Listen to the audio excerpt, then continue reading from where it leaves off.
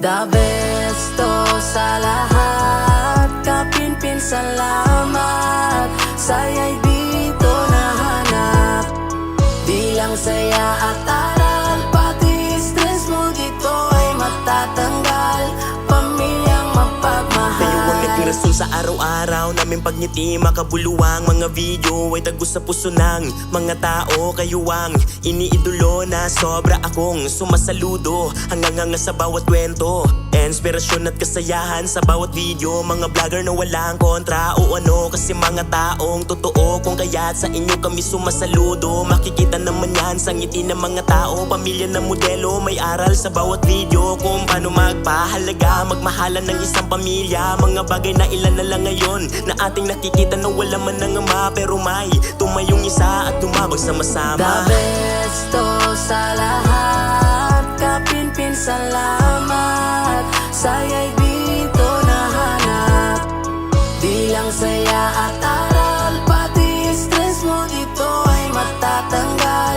Pamilyang mapagmahal, Isarap lang panoorin araw-araw na kulitan suyuan. Pag meron man tampuan kung saan, di lang kayong sasaya, pati puso namin at mga mata napapataban ng sobra. Pamilyang pagmamahal ang bida, tagatanggal ng aming mga problema, instrumento ni Ama para kami mapasaya, mangarap at lalong mainspira. Kay daming mga taong binigyan nyo ng saya, sa dilim milyon na ilawan na dahilan para maahon sa problema. Pamilyang natural magpasaya, salamat ng sobra-sobra, tinupad nyo ang pangarap ng inyong pare di pamilya, dahilan para madami yon tumawa at natutulungan pa. Saludo at salamat, Kapinpin family, sa sayang hatid ninyo parati. the best to sa lahat, kapinpin salamat. Saya'y dito nahanap, di lang saya at aral, pati stress mo dito ay matatanggal.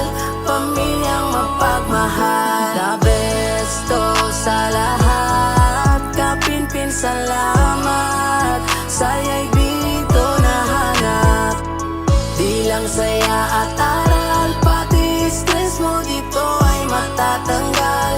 Pamilyang mapagmahal.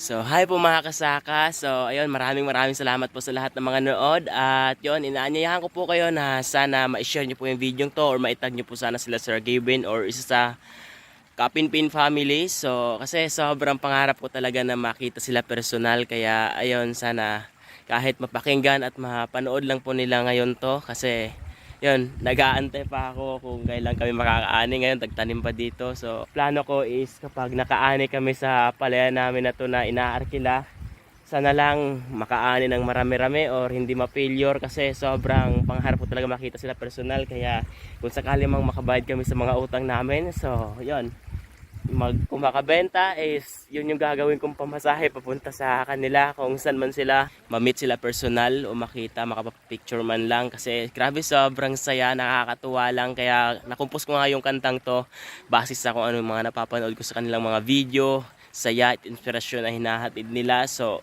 yun, gusto ko talagang ma-meet sila sa personal. At yun, kung magkano man yung sobra sa naging pang-finance ko dito, is yun talaga yung gagawin kong pamasahe papunta doon sa Luzon para makita lang sila personal, makapagpa-picture or makausap man lang.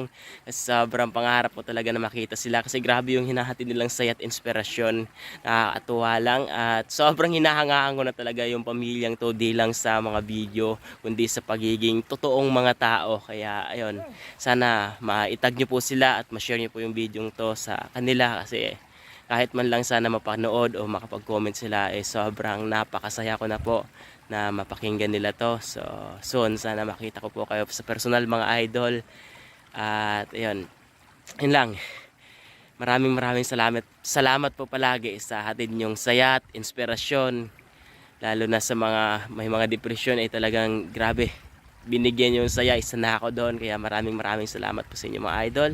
At yun lang, bye bye, at maraming salamat po sa inyo mga kasaka.